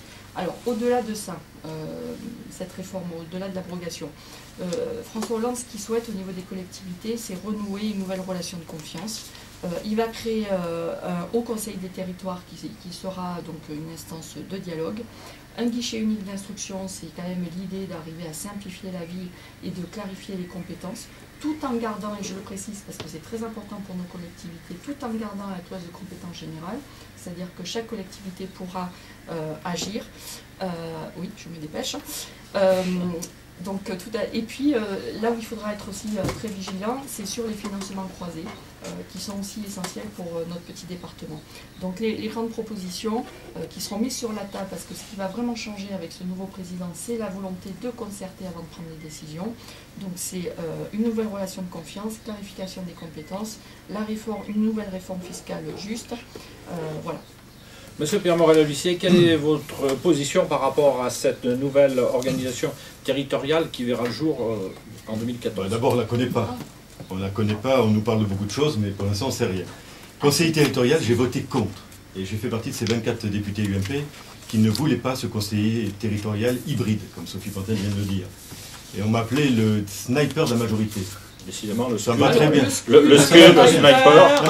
Non mais vous verrez, Sophie, si vous avez la chance d'être à Paris, je reparle de l'océan d'indifférence au niveau national. Si vous ne forcez pas le trait, on ne vous écoute pas. Et donc, aujourd'hui, je bouscule un peu les choses parce qu'il faut le faire. Je pense qu'il faut clarifier les compétences entre région et département. Et il faut renforcer le binôme commune-communauté de communes. La clarification, c'est que tout le monde fait n'importe quoi et que les gens ne savent plus. Il faut supprimer tout ce qui est civus, sévum, syndicat mixte. C'est un millefeuille institutionnel insupportable. Il faut revenir sur le cumul. Je suis d'avis de reprendre toute cette problématique sur le cumul et de revoir le statut de l'élu local. Parce que le statut de l'élu local rural ne va pas. Donc voilà mes orientations et je voterai toute proposition de loi du gouvernement socialiste et d'une majorité socialiste qui ira dans ce sens-là. C'est au tour de M. Jean-Marc Gély d'intervenir. Alors à propos du cumul des mandats, bon, tout le monde est favorable à ce dispositif. Je voudrais demander à Sophie Pantel, si elle est élue députée, quel mandat elle abandonnera. Alors, moi déjà, sur mon canton, je me suis déjà appliqué un principe de non-cumul. C'est-à-dire, je ne suis pas présidente de ma communauté de communes, je ne suis pas présidente des CIVU, des CIVOM et autres qui existent. Nous, ce qu'on propose, aujourd'hui, on a droit à 2 mandats locaux, hein, la loi actuelle qui a été votée par les parlementaires précédents, donc c'est 2 mandats locaux, un mandat national. Demain, nous, ce qu'on propose, c'est un mandat local, un mandat national et sans exécutif pour le mandat local. Voilà. Alors, moi, c'est clair que je laisserai le mandat de conseiller régional et c'est Serge Souton, j'ai déjà eu l'occasion de le dire, qui deviendra vice-président du conseil régional. J'ai été investie vendredi, nous sommes un certain nombre à être candidats aux élections législatives, donc la répartition des vice-présidences se fera après et en fonction de ceux qui resteront et ceux qui arriveront. Voilà. Alors, au-delà de... Moi, sur le non-cumul, je souhaiterais qu'on aille plus loin, parce qu'aujourd'hui, l'intercommunalité n'est pas prise en compte. Les CIVU, les CIVOM, les présidences d'associations et autres structures, établissements publics. Donc il faut que ça rentre aussi là-dedans. Parce que les journées, elles ont 24 heures pour tout le monde et il faut qu'on puisse avoir une nouvelle génération d'élus et des personnes qui s'investissent plus au niveau du département. Ça pose la question du statut d'élu, comme l'a souligné Pierre Morel, et je suis entièrement d'accord avec lui. Aujourd'hui, alors je caricature un peu, mais à gauche, vous vous retrouvez avec des élus qui sont en gros des fonctionnaires ou assimilés, parce qu'il y a un régime d'autorisation d'absence qui est quand même favorable, et à droite, vous vous retrouvez avec des professions libérales qui ont souvent un peu assis leurs arrières. Donc on a une représentativité dans toutes nos structures qui ne correspond pas à ce qu'est la société aujourd'hui française. Et puis ça pose le problème de l'égalité entre les hommes et les femmes et de la répartition entre les hommes et les femmes. Parce qu'aujourd'hui, on a aussi, moi je le vois, hein, quand on a des séances, il faut que je me dépêche, quand on a des séances, je pense que mes collègues ne préparent pas le repas pour leur famille avant de partir. Voilà, on n'est pas à égalité. Donc il faut qu'on ait un véritable statut qui nous donne les moyens de pouvoir retrouver notre poste après un mandat, hein, lorsqu'on est battu ou lorsqu'on ne se représente pas, et nous donner les moyens de fonctionner. Merci. Alors, Monsieur Pierre Morel, quelle est votre position sur Je rejoins ce que vient de dire Sophie Pantel. Je pense qu'aujourd'hui, dans la société moderne et contemporaine, l'évolution de la vie politique fait que on est dans l'immédiateté, ça va beaucoup plus vite, et qu'il faut impérativement se poser la question du cumul. Alors, le problème, c'est que en ruralité, c'est un peu particulier. Personnellement, je préside la commission affaires rurales à l'Association des maires de France, 24 000 communes derrière, avec mon ami Michel Vernier, qui est député socialiste à Creuse. Ça me permet d'avoir une vision réelle de la ruralité. Donc, il ne faut pas figer quand même totalement le système. Il faut qu'un élu national puisse avoir eu une expérience locale. Après, on verra. Je serais très curieux de voir la majorité qui se dégagera à l'Assemblée nationale sur le problème du cumul. Et vous verrez qu'il y aura beaucoup de dislocations au niveau du Parti socialiste et du Front de gauche, et peut-être un mélange avec l'UMP et le Nouveau Centre. Mais c'est pour ça que l'UMP et le Nouveau Centre ne l'ont jamais mis en œuvre. Sophie Pantel, si je peux être cette liaison permanente avec un groupe de gauche et essayer de caler des lois qui puissent aller de l'avant, ça ne sera pas inintéressant. Vous avez parlé à un moment donné de nouvelle génération. Personnellement, j'ai pris à mes côtés une personne qui a 38 ans et je crois qu'il faut donner de la respiration dans la vie politique et il faut ouvrir à des femmes la possibilité de se présenter. Je suis l'auteur d'un amendement sur la parité homme-femme, sur le salaire des femmes. À un niveau équivalent, il faut qu'elles aient un salaire équivalent. Je crois qu'il faut ouvrir la vie politique aux femmes parce qu'elles ont des suggestions toutes particulières. Et dans un pays moderne où on veut qu'il y ait égalité, homme-femme, on le dit beaucoup, j'aimerais bien qu'on le mette en application. Je ne suis pas d'ailleurs convaincu que ça soit un rôle législatif, il faudrait que ça soit dans les têtes. Et je tiens à ce que, aujourd'hui, dans le monde politique, on ait une représentation féminine importante, parce qu'elles apportent beaucoup à notre vie. Nous allons parler finances et déficit en compagnie de Mme Castan. Voilà, certains ont parlé d'un SMIC à 1 700 €, alors que la dette publique atteint 1 700 milliards d'euros. Pensez-vous que cela serait une bonne chose? Alain Pantel. Alors bon, cette proposition de SMIC à 1 700 € ne fait pas partie du programme de François Hollande. Hein. En gros, c'est 300 € de plus que ce qui est le SMIC. Enfin, il y a encore, c'est compliqué, il y a plusieurs SMIC, mais on n'a pas le temps de rentrer dans le détail. Le seuil de pauvreté, il est à 954 €. Donc on voit bien qu'on est quand même très proche de ce seuil de pauvreté. Pour autant, moi, je crois que ça pose une autre question. Hein. C'est la question des retraites, des salaires, des niveaux de la protection sociale. Donc, ce qu'a dit et l'engagement qu'a pris François Hollande, c'est de réunir dès le mois de juillet tous les partenaires sociaux et de voir ce qui pourra être fait sur ces questions-là en fonction de la situation économique du pays. Parce que quand on a un tel niveau de dette, on ne peut pas tout promettre et on est obligé d'avancer par étapes. Il vous reste quelques secondes, vous souhaitez les utiliser ou... Non, j'ai Vous avez tout dit. tout à l'heure, j'ai dépassé tout à l'heure. Voilà. Bon. Monsieur Pierre Morel-Lussier, donc finance, déficit, SMIC. Oui, c'est une situation budgétaire française compliquée, il n'y a pas que la France d'ailleurs. Un SMIC à 1 700 € aujourd'hui, très difficile. Qui paye? Aucun artisan comme commerçant, aucune TPE, aucune entreprise n'a la capacité de supporter cela. Il faudrait qu'il y ait un accompagnement budgétaire de l'État, une exonération de charges sociales.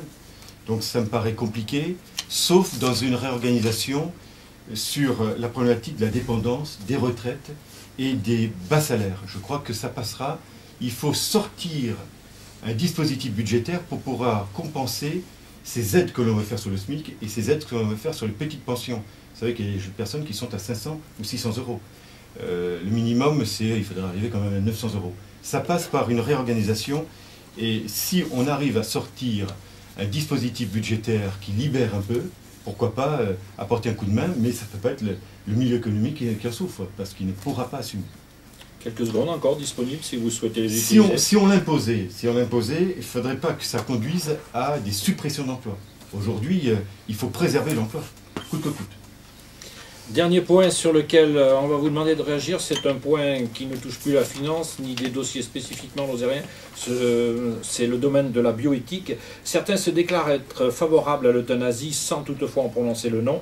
Quelle est votre position donc sur ce point-là, ainsi que celle concernant le mariage homosexuel et les mères porteuses? Madame Pantel. Alors, vaste sujet de société. Hein. Tout à fait. Et ça en 2 minutes. Il nous faudrait... et qui dépasse, à mon avis, même les clivages politiques. Il nous faudrait beaucoup de temps. Oui, c'est un sujet qui est beaucoup plus ouvert que ça. Bon, quelle est votre position? Je vais essayer de vous donner rapidement alors, ma position. Alors, sur l'euthanasie d'abord. Alors, nous, on n'appelle pas ça euthanasie.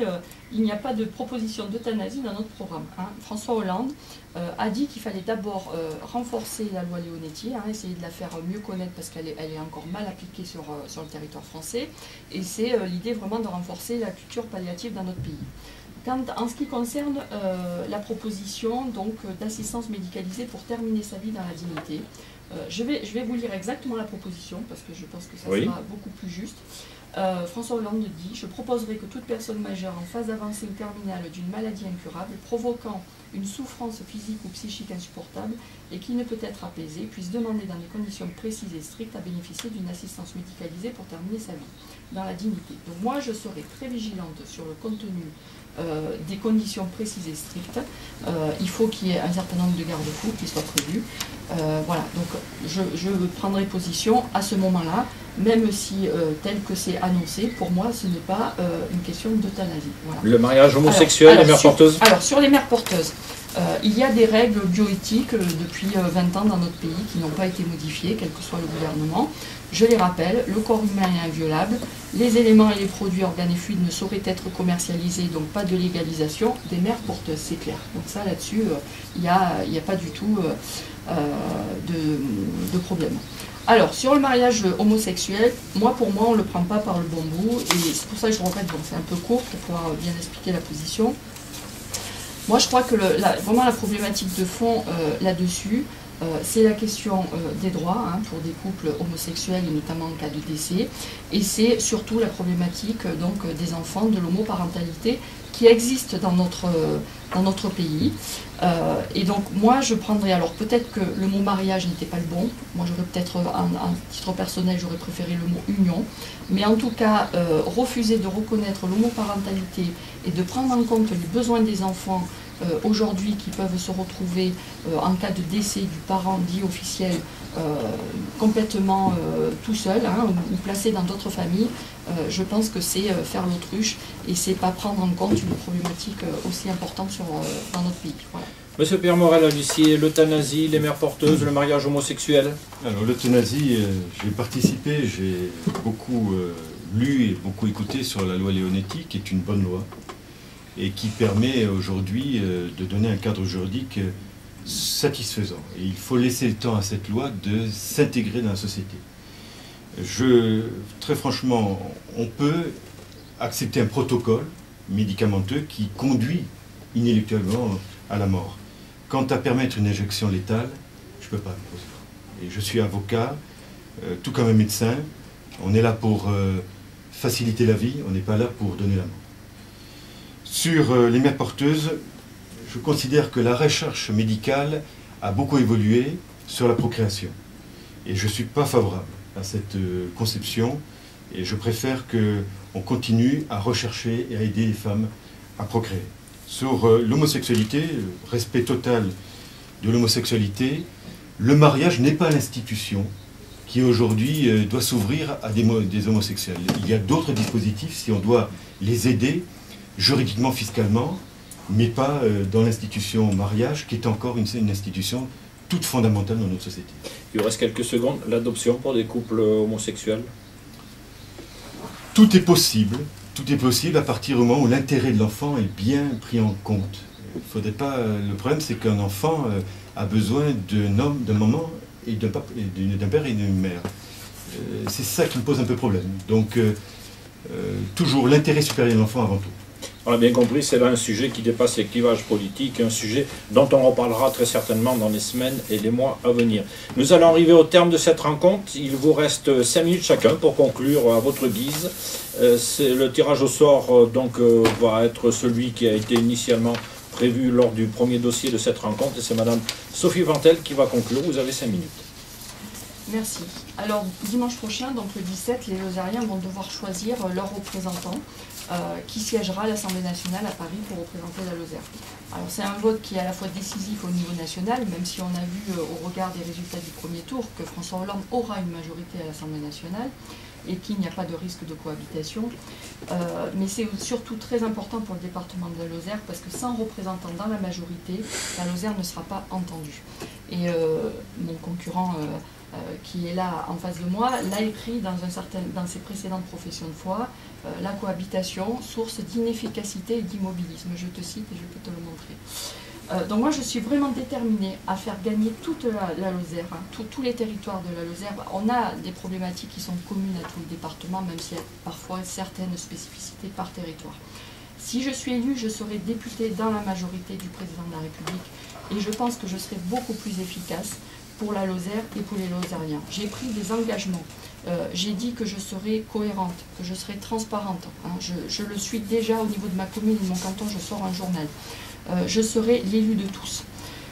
J'ai des compétences, je connais bien les dossiers du département, donc je suis prête à assumer cette responsabilité avec détermination pour défendre la Lozère. Ainsi donc, c'est votre conclusion. Monsieur Pierre Morel-Alussier, votre conclusion? Écoutez, au terme de 10 ans de mandat, je souhaitais relever le défi de poursuivre ce combat que je mène depuis maintenant donc 10 ans pour l'avenir de ce département, pour son attractivité économique, pour une vision dynamique et moderne. Je me suis adjoint une compétence professionnelle avec Madame Samindal, qui est spécialiste de droit social, 38 ans, qui vit à Mende. Et tous les deux, en complémentarité depuis des années, nous travaillons sur les ZRR, sur le télétravail, sur la loi sur les sapeurs-pompiers volontaires. Je suis un peu atypique, j'ai toujours été très indépendant, j'ai refusé d'être député Godillot, j'ai refusé de voter un certain nombre de lois, j'ai pu faire passer un certain nombre de dispositions législatives avec l'accord de la gauche, et j'ai créé depuis maintenant 5-6 ans, avec le collectif Ruralité, avec la commission affaires rurales de l'Association des maires de France, une liaison permanente avec des élus locaux et nationaux, quelles que soient les tendances politiques. C'est cette orientation en dehors des clivages et cette volonté de promouvoir la ruralité qui fait aujourd'hui ma conviction, ma détermination et ma passion. Avant d'en terminer tout à fait, je voudrais préciser que ce débat sera disponible sur notre antenne à partir d'aujourd'hui à 18h15. Il sera rediffusé le mercredi 13, donc demain à 8h et à 11h, et le jeudi 14 juin à 8h.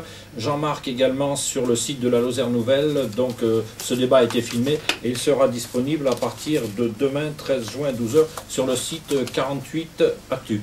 Est-ce que vous pouvez faire un petit clin d'œil ? Mais je vous en prie, faites. Alors, je voulais offrir les 60 engagements de François Hollande à Pierre Morel, parce que plusieurs fois au cours du débat, tu as dit que ce n'était pas précis, qu'on ne savait pas trop.